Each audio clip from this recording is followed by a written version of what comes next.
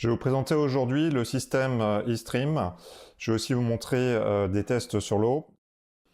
Donc voilà le système eStream. On va voir les différentes parties, notamment le Easy Slider, les parties en Y des deux côtés, la gaine, le raidisseur qui est optionnel, et puis après le système de clamplit.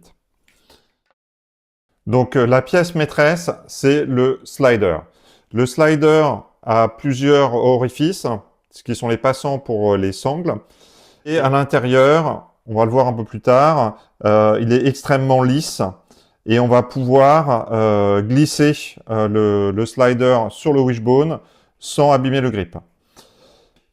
Donc cette sangle crantée, elle va permettre d'adapter le serrage au diamètre du wishbone.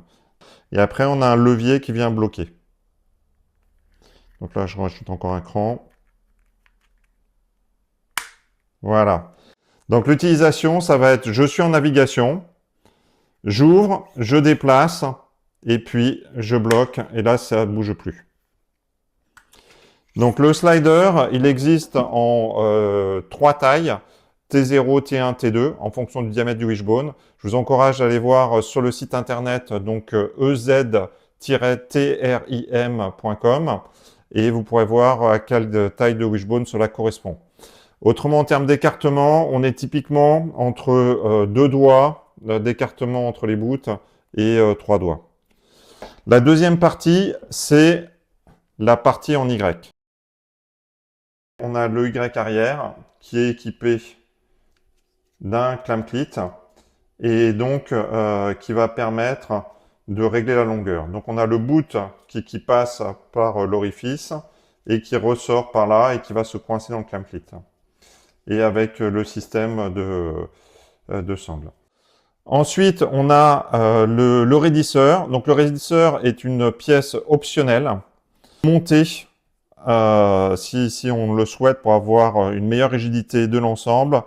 On va le monter à l'arrière de la pièce en Y.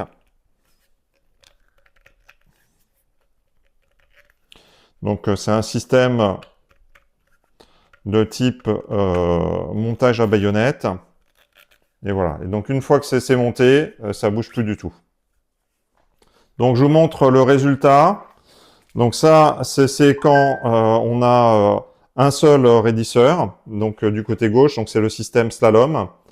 Et si on a 2 raidisseurs, donc c'est le système à gauche et c'est le système foil. Donc voilà un petit peu les 2 configurations avec raidisseur.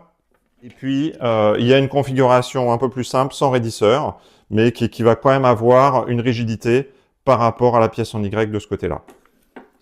Donc voilà le système monté. Et donc, on va pouvoir ouvrir, déplacer et bloquer. On peut le faire aussi juste avec le pouce. On déplace. Voilà, c'est très simple. Ou bien on le fait à pleine main. Voilà, on bloque.